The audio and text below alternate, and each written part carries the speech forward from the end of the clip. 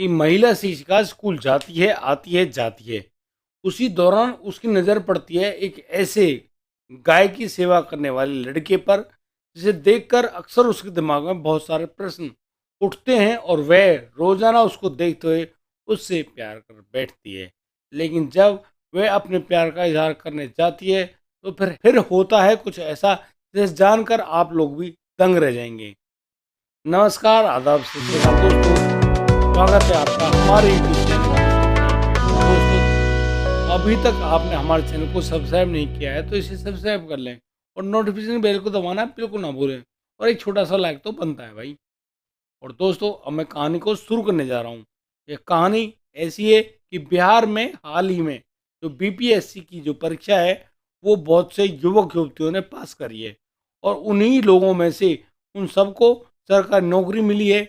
अब इसी सरकारी नौकरी को पाने वाले बहुत से युवक होते हैं, बहुत सी युवतियाँ होती हैं। उन्हीं लोगों में से एक युवती जो कि उत्तर प्रदेश की रहने वाली हैं, लेकिन उन्होंने जब बीपीएससी का एग्ज़ाम दिया तो उसमें वो उत्तीर्ण हो गई। और उत्तीर्ण होने के बाद अब उनको एक जॉब मिलती है। वह जॉब होती है शिक्षक की, यानी कि अब वो एक स्कूल में शिक्षिका हैं। और ये उनकी तैनाती एक ऐसे स्कूल में होती है जो कि गांव देहात का एक स्कूल होता है। वो शिक्षिका रोजाना तो अपने घर से नहीं आ जा सकती हैं, इसी वजह से अब वो उसके नज़दीक में एक गांव होता है जो कि लगभग 1 किलोमीटर दूर होगा। उस गांव में जाकर एक मकान को किराए पर ले लेती हैं वो शिक्षिका। अब वहाँ पर जो कमरा किराए पर लिया है, उसी कमरे में एक और शिक्षिका उनके साथ, उनकी दोस्त बनकर उनके साथ रहने के लिए आ जाती है। अब दोनों वहाँ से रहकर अपनी जो नज़दीक में जो स्कूल है, वहाँ पर अपनी नौकरी कर रही होती है। यानी कि एक शिक्षिका का काम होता है बच्चों को पढ़ाना। और इसी प्रकार से वहाँ की जो इंटर कॉलेज है, वहाँ पर बच्चों को पढ़ा लिखा रही होती हैं। सर्दियों का वक्त होता है। सर्दियों के वक्त में जब सुबह सुबह उनको स्कूल जाना होता है, तो करीब 8 बजे वो घर से निकलती हैं। स्कूल का टाइम 8:30 बजे का होता है। और वो घर से निकलते हुए जब अपने उस इंटर कॉलेज में पहुंचती हैं, तो रास्ते में उनको एक बड़ा ही अजीब किस्सा देखने को मिलता है। ये किस्सा ही क्या, यहाँ पर देखती हैं वो कि सड़क के किनारे ही एक झोंपड़ी डालकर एक लड़का एक गाय के साथ रहता है। वह हमेशा उस गाय की ही सेवा करता है। वह उस गाय की जो चारा डालना है, उसकी गोबर उठाना है, वो काम, मतलब कि एक गाय की सेवा करने में ही जुटा हुआ होता है। और अक्सर वह शिक्षिका, जिनका नाम दिव्या है, दिव्या जो कि दिखने में बहुत खूबसूरत है, वो अब उस लड़के को अक्सर देखती हैं और चौंक जाती हैं कि भाई ये लड़का आखिर ये काम क्यों करता है। क्या इसका जीवन ये गाय और गाय का गोबर ही है क्या? यदि इनको गाय और गाय का गोबर ना मिले तो शायद ये लड़का जिंदा ही ना बचे, मर जाए। इसी प्रकार से दोनों, तो वो लड़कियां हैं, दिव्या और दिव्या की जो दोस्त है, वो आपस में बातचीत करते हुए वहाँ से अक्सर निकल जाती हैं। वो रोजाना सुबह उसको देखती हैं और फिर दोपहर को जब वहाँ से लौट कर आती हैं, तो वह लड़का उनको वहाँ पर नहीं मिलता है। कभी मिल भी जाता है, कभी वह लड़का गाय को पानी पिला रहा होता है, कभी वह लड़का वहाँ से गोबर उठा उठा के पड़ोस में जो खेत है उसमें डाल रहा होता है। उसके इस प्रकार के काम करने पर अब वह जो लड़की दिव्या है, वह बार बार यही कहती है कि यह लड़का और इसका काम तो सिर्फ गाय की सेवा करना और गाय का जो गोबर है वही उठाना होता है। अब दिव्या जब उस लड़के के बारे में जानने की कोशिश करती है, तो उसको पता चलता है कि इस लड़के का नाम भोला है और यह भोला सिर्फ और सिर्फ गाय की सेवा किया करता है। इसका एक घर में भाई भी है। उस बड़े भाई ने इसको सिर्फ एक ड्यूटी सौंपी है, वह ड्यूटी है इस गाय की सेवा करना। और यह अपनी गाय की ही सेवा करता है। एक दिन की बात, जिसे देखकर तो दिव्या बिल्कुल हंसते हंसते पागल हो गई। वो देखती है कि सर्दी की वजह से गाय को एक कंबल उड़ा रखा है, और तो और उसी रंग का बिल्कुल हूबहू कंबल उस लड़के भोला ने भी ओढ़ रखा है। अब दोनों को एक जैसे कंबल में लिपटा हुआ देखकर दिव्या बहुत जोर से हंसती है और हंसते हुए वहां से निकल जाती है। भोला भी उसकी हंसी को बड़ी गौर से देख रहा है और सोच रहा है कि आखिर ये क्यों हंस रही हैं। अब दिव्या के दिमाग में बस वही लड़का घूमता रहता है। पता नहीं क्यों उसके दिमाग से कभी भोला की जो स्मृति है वह जाती ही नहीं है। और कहीं ना कहीं वह भोला को मन ही मन चाहने लगती है। जब भी भोला उस गाय के पास उनको देखने के लिए नहीं मिलता है, तो वह दिव्या काफ़ी ज़्यादा मायूस हो जाती हैं और दुखी होते हुए कहती हैं कि आज भोला कहाँ गया, उसके बारे में तो कोई खबर ही नहीं है। दिव्या की दोस्त दिव्या से अक्सर कहती कि हाँ भाई, जब तुम्हारा आशिक तुम्हें मिलेगा ही नहीं तो तुम तो ये सवाल उठाओगी ही। अब दिव्या अपनी फ्रेंड को हल्का सा डांटते हुए कहती है कि तू चुप कर, वो मेरा कोई आशिक वाशिक नहीं, लेकिन मुझे उसको देखना बहुत अच्छा लगता है और उसकी कदकाठी, उसकी खूबसूरती को देखना बड़ा ही सुंदर लगता है। वह बड़ा ही अच्छा हट्टा कट्टा नौजवान है, लेकिन वह सिर्फ गाय की सेवा करना और गाय के गोबर उठाने में ही लगा रहता है। इस बात को लेकर मैं बहुत ज़्यादा हैरान हूँ। कभी वह लड़का भोला एक सिर्फ गमछे में मिलता, कभी वह भोला उस कंबल को ओढ़े रखता। भोला भी ना जाने क्यों अनपढ़ों की तरह दिखता था और उसके हालात भी ऐसे ही थे। उसके बाल बेतरीब बड़े हुए और उसका चेहरा जो कि साफ सुथरा दिखता है, लेकिन उसके शरीर की जो बनावट है उससे यह प्रतीत होता है कि यह लड़का तो एक अच्छे घर से ताल्लुकात रखता है। इसकी उम्र करीब 25-26 साल रही होगी, लेकिन यह पता नहीं क्यों गाय की सेवा में ही लगा रहता है। दिन रात दिव्या के दिमाग में जब इसी प्रकार के क्वेश्चन घूमते होते हैं, तो अब दिव्या बहुत ज़्यादा दुखी और परेशान होती है कि भाई ये भोला यही काम क्यों करता है। धीरे धीरे वक्त गुजरता है और वक्त गुजरने पर अब गर्मियों के दिन आ जाते हैं। एक दिन दिव्या जब सुबह सुबह जल्दी आ रही होती है अपने स्कूल के लिए, तो वो पाती हैं कि रास्ते में जो मिलने वाला भोला है आज वहाँ पर वह है ही नहीं। वह कहाँ गया? इस प्रकार के जो प्रश्न है अब दिव्या के दिमाग में खड़े होने लगे थे। वह परेशान होने लगी थी कि आखिर वह गया कहाँ? इतनी जल्दी वह गाय की सेवा करके गायब कहाँ हो गया? वह बार बार यही सोचती हुई बस उसके कदम बढ़ते जा रहे थे उस स्कूल की तरफ। स्कूल जाते ही वह सिर्फ इसी विचारों में खोई रहती है कि आखिर वह भोला गया तो गया कहाँ।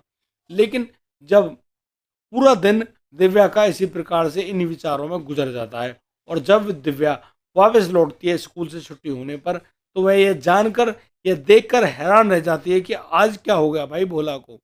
भोला एक हट्टा कट्टा नौजवान, बढ़िया पैंट शर्ट पहने हुए, बुलेट मोटरसाइकिल पे सवार, और उस लड़की जो छोटी सी उसकी भतीजी है जिसका नाम गुड़िया है, गुड़िया को लेने के लिए बाइक पर आया है। उसको देखते हुए दिव्या अब कई बार अपनी आंखों को मलती है और कहती है कहीं वह सपना तो नहीं देख रही। अब दिव्या जिस प्रकार से उस भोला को देख रही है, भोला भी अब दिव्या को देख रहा है। दोनों की निगाहें तो मिलती हैं, लेकिन दोनों एक दूसरे से कुछ भी नहीं कहते हैं। लेकिन यहाँ दिव्या एक बात को गौर से नोट कर लेती है कि भोला की मोटरसाइकिल पे जो पीछे बैठी हुई लड़की है जिसका नाम गुड़िया है, गुड़िया उसी स्कूल में पढ़ती है। दिव्या अब जान जाती है कि ये लड़की तो हमारे ही स्कूल में पढ़ती है। मैं अब इस भोला के बारे में सारी जानकारी इस लड़की गुड़िया से ले लूँगी।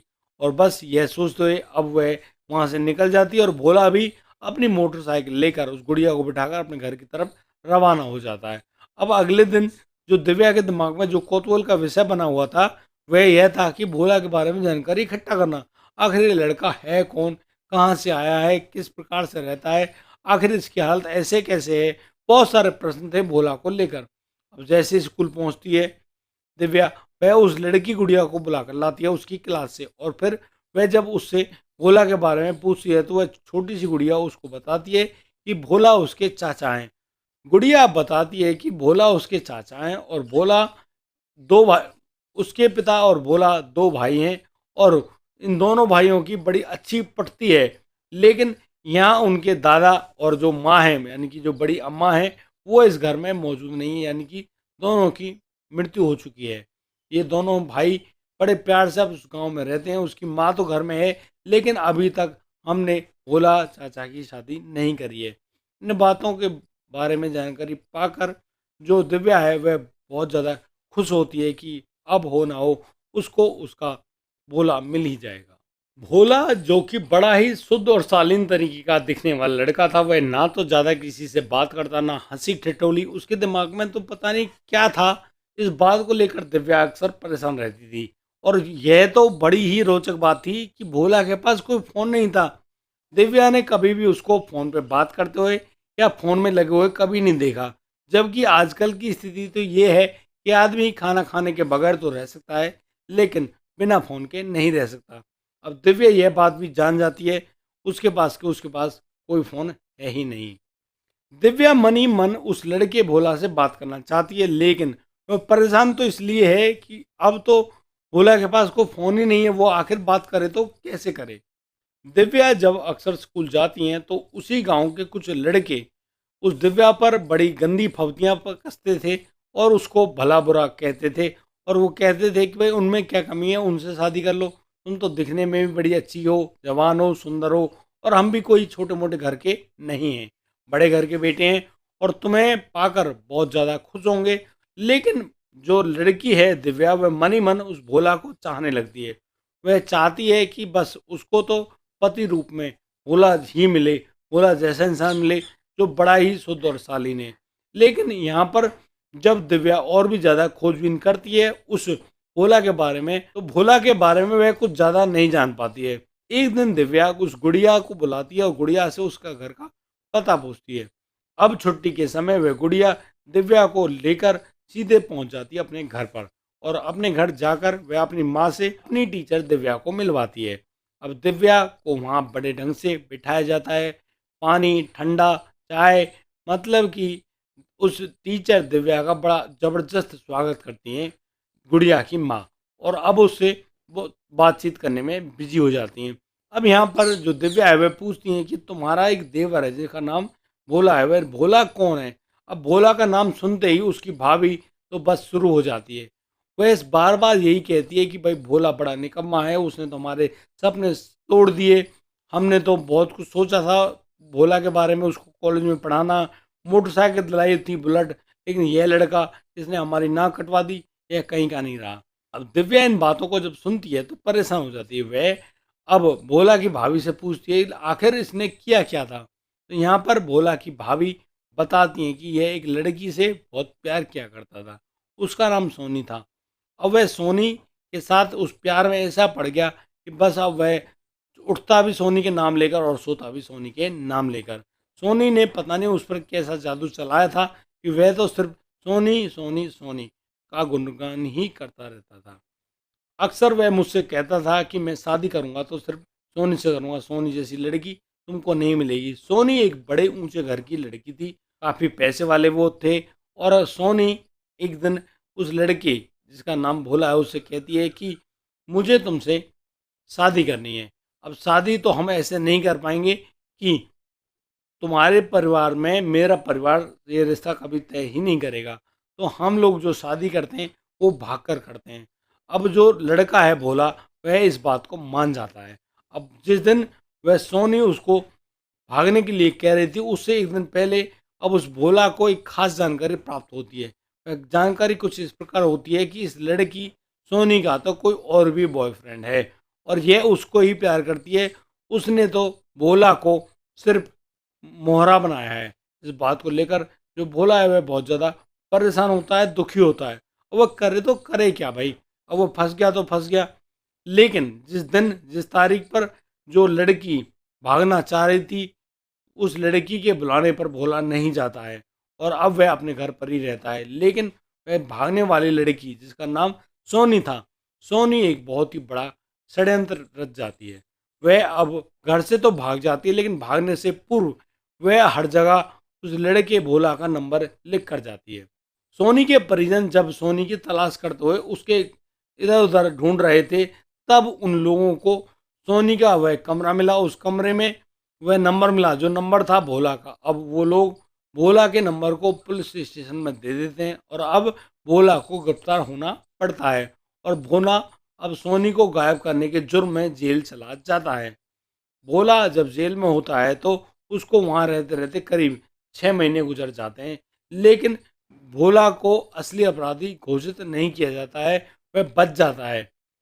यहाँ पर तो सोनी भी पकड़ी जाती है और उसका जो दूसरा आशिक था वह भी पकड़ा जाता है। यहाँ पर भोला उस जेल से तो बच जाता है, लेकिन जैसे ही वह अपने घर आता है तो यहाँ पर उसका बड़ा भाई उससे कहता है कि भोला, तुमने हमको कहीं पर मुंह दिखाने लायक नहीं छोड़ा है। अरे भाई, जब तुम्हें उसे लेकर भागना ही था तो लेकर भाग ही जाता, कम से कम वो तेरे पास तो रहती। लेकिन तूने एक बड़े घर से पंगा लिया, उसकी लड़की को भगाने का जो जुर्म किया, इससे हम लोगों की नाक कट गई, हम समाज में कहीं पर मुंह दिखाने लायक नहीं रहे।